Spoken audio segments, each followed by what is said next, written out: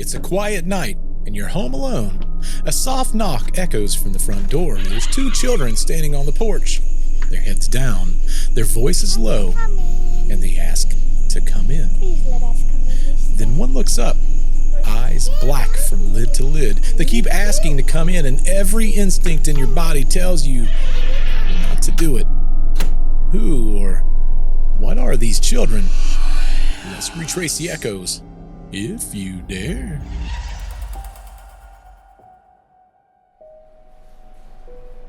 Abilene, Texas, 1996. Brian Bethel was sitting in his parked car outside a movie theater, writing a check for his internet bill. The summer air was warm and the lot was lit by sodium street lamps casting long orange shadows. As he wrote, a soft tapping came to the driver's side window. It was two boys that stood outside. They were maybe 12, perhaps even just a little bit younger. They wore hooded sweatshirts, even in that extreme heat, and spoke with a formality that felt wrong. "Sir, we need a ride. We wanted to see a movie, but we left our money at home. Will you take us there and back?" The tone was polite, perhaps too polite. No slang, no hesitation, every word delivered like it had been practiced and rehearsed. Bethel's unease grew with every single sentence. He noticed his hand drifting towards the door lock without even meaning to. Then one looked up, the eyes black. Not just dark, not just dilated. Solid, depthless, black, from lid to lid.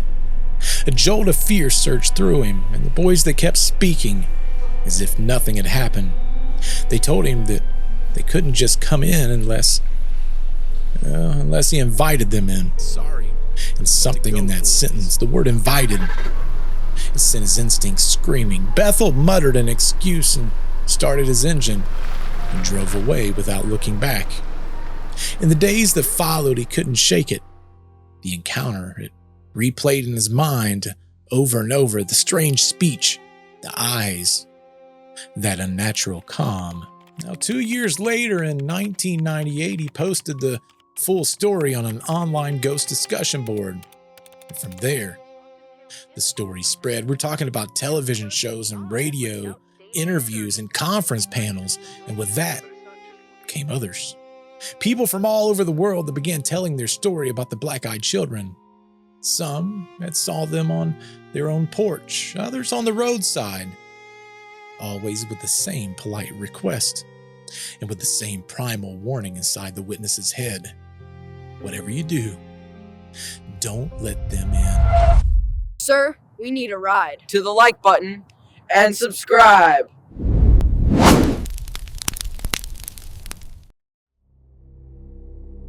Now, long before Brian Bethel's 1996 account made headlines, there were other stories too.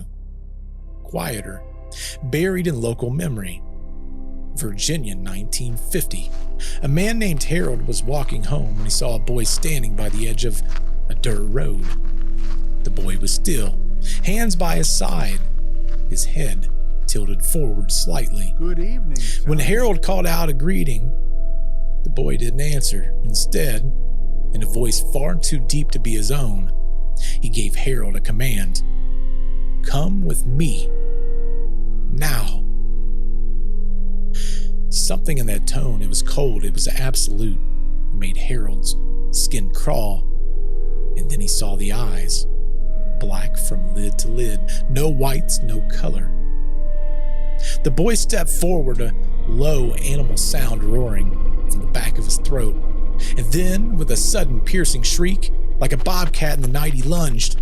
Harold ran.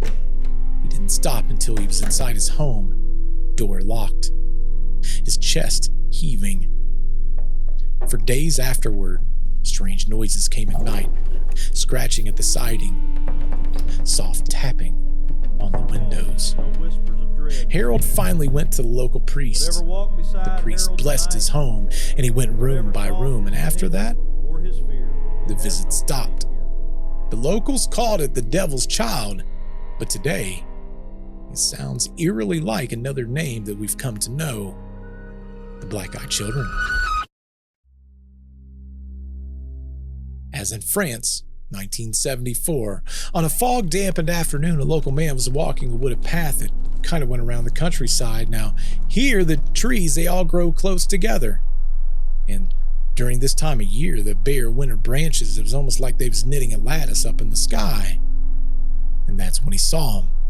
5 children standing in the path ahead, and they were identical in every single way. As he got closer, they all lifted their faces, eyes, black, endless, empty.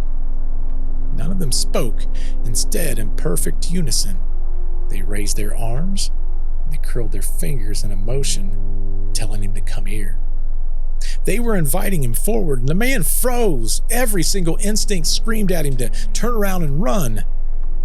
And when he did, and he glanced over his shoulder a moment later, the path was empty. He didn't hear anybody running. No rustling in the trees. They were just gone. Some say that he saw a ghost. Others say that it was something far stranger. An early echo of the black-eyed children. Vermont, 2015. It was a cold and snowy evening in the very remote part of the state. An elderly couple was spending the night at home. Fireplace glowing, and the soft hum of a space heater filling the silence. That's when all of a sudden, they heard a knock at the door. When they opened it, 2 children stood in the sprawling snow. There was a little boy and a little girl, both pale, dressed in dark, outdated clothing. Their voices was calm. It was polite. May we come in?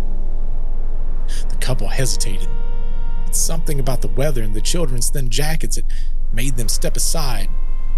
But as soon as the children crossed the threshold, the husband noticed the eyes, solid black, from lid to lid.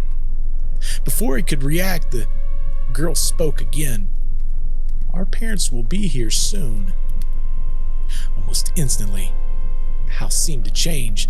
Power went out, plunging them all into silence except for the crackling of the fire. The husband, he felt a sudden pressure in his head, and the wife's nose began to bleed. In the dim firelight, the children, they sat perfectly still on the couch. No fidgeting, no emotion, just staring straight ahead. The husband gathered all the courage he could to ask them to leave, but they didn't move. Finally, the boy stood and turned towards the hallway and stopped. At the far end, framed by the open door, were 2 tall men in black suits and hats. Their skin was as pale as the snow was outside. The children walked towards them without a word, and all 4 figures, they stepped out into the night and vanished into the falling snow. Now, in the weeks that followed, the couple's health, it declined rapidly.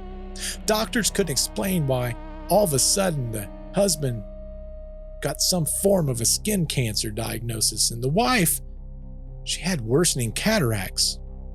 Both of their cats died almost unexpectedly, and even now, that house feels a little different. The locals, they still talk about the night the black-eyed children came in from the cold. Camp Lejeune, North Carolina, 2009. A Marine was stationed on the base and was alone in his barracks room late one night. We're talking about long after lights out. In the hallway, it was silent. Well, until the pounding on his door came. Not a knock, not a timid tap, but hard, deliberate blows on his door. And it was happening again and again and again and again. He froze and he listened. Pounding moved. It moved to the window, exactly 3 floors up. As he would make his way to the window, he would pull the curtain back just an inch. On the other side, 2 children stood outside on the narrow ledge. It was a boy and a girl, heads down, the hair falling over their faces, and they spoke in unison, voices too calm for how strong those blows and pounding at the door would have been. "Let us in." The Marine's stomach tightened. He He stepped back from the glass. The pounding continued, almost steady, unnatural, almost mechanical in rhythm, and then silence. He dared to look again. The ledge was empty, but for the rest of the night, every time he would close his eyes, he swore he could still hear the knocks echoing in his head. It was a bright afternoon in 2010 when Kerrie Kisner pulled into the strip mall parking lot. The sun was warm, the air filled with the low hum of traffic and distant chatter. She stepped out of her car, and that's when she saw him. A boy, maybe 10 years old, standing perfectly still at the edge of the lot. Black hair and pale skin and eyes so dark you couldn't see where the iris ended. He stared at her, not just looking, but searching. She had that sudden, overwhelming sense that he knew exactly what she was thinking, as if her thoughts weren't her own anymore. And then she noticed something else. See, the world, it had gone quiet. She didn't hear any cars, no birds, no wind. Even her own breathing felt way too loud. The jolt of fear snapped her out of it. She climbed back into her car, hands shaking as she locked the doors. When she looked back up, the boy was gone. There was no footsteps, no trace, just the return of distant traffic, almost as though nothing had happened at all. Louisiana, 2012. Small town gas station just before midnight. The attendant was restocking shelves when all of a sudden the lights began to flicker. Then they went off. Only the faint glow of streetlights outside was even illuminating the front window. As he looked out, that's when he saw them. 2 children, maybe 12, perhaps 13, slowly circling the lot on their bicycles. They stopped in front of the glass doors. The boy would step forward, his voice flat. "We need to use your phone. Your real phone." The attendant's heart started to pound. He told him the station was closed, but the boy repeated the exact same sentence, word for word, Can't help. almost like a recording. "We need to use your phone. Your real phone." Then came the pounding. It was hard, it was deliberate, it was strikes against the glass. The girl's face lifted into the light. Eyes, solid black. The pounding only grew louder, rattling the panes inside the frames, and then it stopped. The bikes were gone. The lot was empty. When the power returned just minutes later, the security cameras showed nothing but darkness, as if the children had never been there at all. Right here in my own state of Ohio, 2010. A night security guard, he was making his rounds at a data center. There was a ton of CCTV monitors that was lining the wall, each one showing a different angle of the building's exterior. But on one screen, 2 teenagers appeared, standing just beyond the gate. It was a boy and a girl. They didn't move, they didn't speak. They just stared directly into the camera. The guard, he switched to a closer view, but that's when he saw their eyes. They were black, full, unblinking. He grabbed a flashlight and headed to the door, but when he stepped outside, they were gone. Back inside, he would go and rewind the footage. That's when he had a very startling discovery. The 2 teens on the footage, they stood there. And then, in one single frame, they vanished, as if erased. No running, no walking out of frame, just gone. Into a blind spot where no other camera could see. The guard never forgot the way they looked straight into the lens, as though they were looking at him. Massachusetts. For weeks, Jim Stills had been waking up in the middle of the night to the same sound. The crunch of footsteps on his gravel driveway. Each time, he'd peer through the curtains, and each time, he saw the same figure. A boy, maybe 12 years old, walking slowly towards the porch. Pale skin, dark hoodie pulled low, and a stiffness in his body that didn't match the movement of his feet. When the boy reached the bottom step, he'd stop and look towards the window, and in a calm, almost emotionless voice say, "May I come in?" Jim never answered. He'd just watch, frozen, until the boy turned and walked back into the darkness. One night he stood his ground at the front door. When the boy lifted his head, Jim saw his eyes, black, depthless, swallowing the porch light whole. Jim closed and locked the door. The boy stepped back into the shadows and disappeared. The visits, they stopped after that. But Jim says, even now, when the house is still, he sometimes hears the crunch of gravel outside. Well, to many, the black-eyed children's nothing more than just an urban legend, a campfire tale told that kind of grew legs overnight. Now, skeptics will always say, well, there's no proof of any of this. There's no verified photos, no video, no physical traces ever left behind, and most of the modern reports, they show up on online forums and creepypasta stories, and it's typically told as "I knew someone who knew someone who knew somebody" kind of stories. I mean, when I was researching this case myself, that was the vast majority of what I found. And when you think about it from a skeptical point of view, when we talk about those dark, black, depthless eyes, I mean, there's a logical explanation. Every single one of these stories happens typically at nighttime. The story where the person was on, or the kids was on the porch. The cases where they talk about the street lights from the parking lots. The sun's already went down.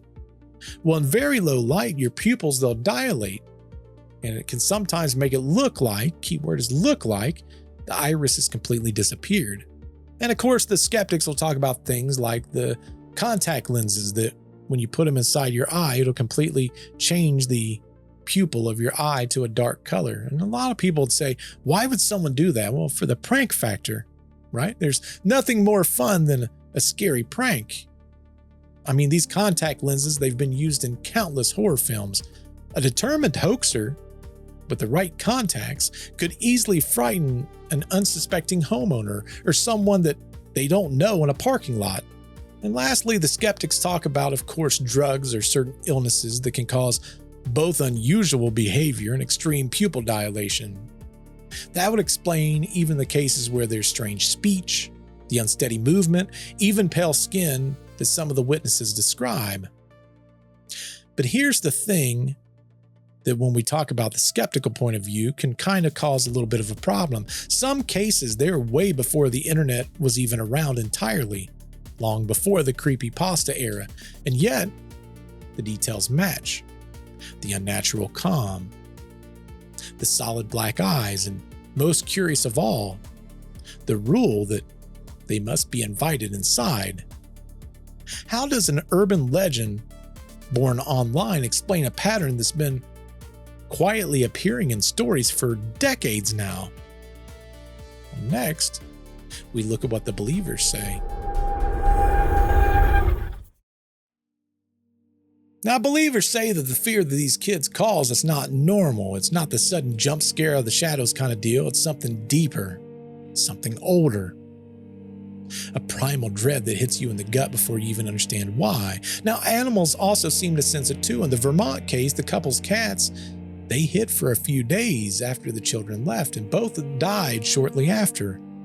Now, to believers, that's no coincidence. Also, the skin cancer diagnosis. The things that was going on with the wife, none of it makes any sense at all. As for what they are, well, the theories, they range from everything from unsettling to unthinkable.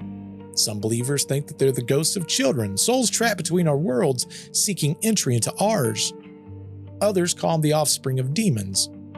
Those demons wearing the skin of innocence slip past our defenses. And then there's those who believe that possibly it's alien lore, hybrids or scouts sent to observe and influence human behavior before something larger appears. One detail that keeps believers convinced is the interactive nature of the encounters that happen with these kids. The children just don't appear, they ask, they persuade, they worm into your thoughts until you feel the urge to let them in. Witnesses speak of headaches, sudden fatigue, nosebleeds. Some report a lingering drain in their health and energy long after the visit, as though something is taken from them in that moment. To believers, it's not just a story, it's a warning, and the message is always the same. Never let them in. Now, when we talk about the black-eyed kids, some theories, they step past the line of explainable into something far stranger. One of my favorite things, the fringe theories. One of the oldest ideas casts the black-eyed children as demonic harbingers. That letting them inside is more than a mistake. It's permission, a spiritual contact that gives evil the right to enter your home and enter your life and never fully leave.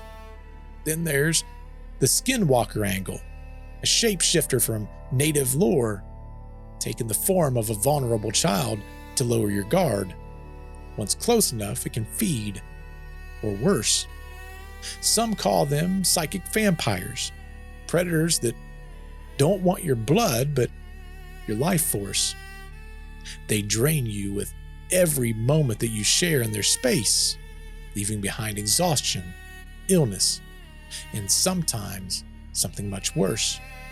Others believe that they're interdimensional visitors, slipping in and out of our reality at will. Now that theory ties them to another infamous mystery, one that we've never covered on this channel, but if you're interested, let me know in the comments down below. Maybe we can cover it. I'm talking about the men in black. Think about it, the pale skin, the strange speech, the way they just vanish without a trace. But if you look even deeper into folklore, you'll find very eerie parallels. Celtic tales of children stolen and were replaced with something else.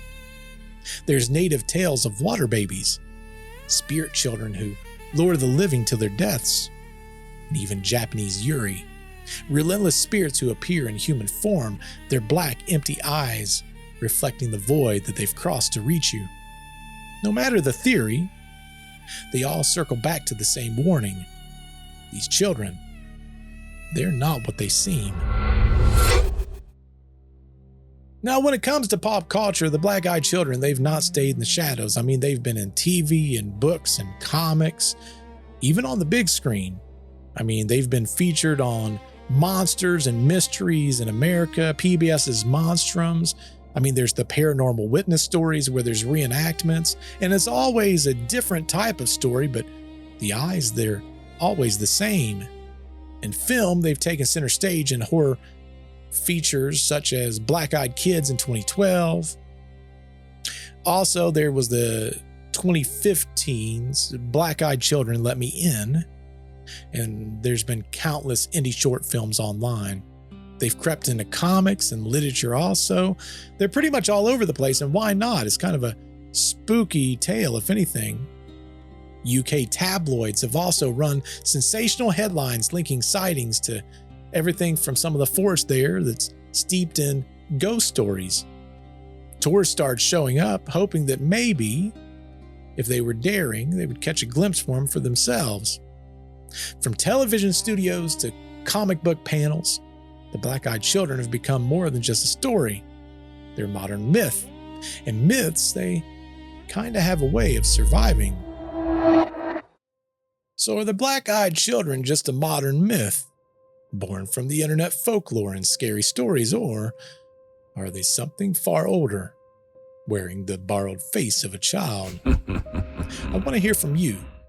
Have you ever had a knock at the door late at night that you didn't answer? And if you did answer it, what could have happened when you opened the door? Share your stories in the comment or send them directly to the show. You never know. It might end up as part of one of our future episodes. Next time, we're going to open a new paranormal case file. Until then, keep chasing the echoes, keep questioning the shadows, and whatever you do, don't let them in. Unless, of course, it's here at Retraced Echoes, where the only thing knocking is your next nightmare. Goodbye.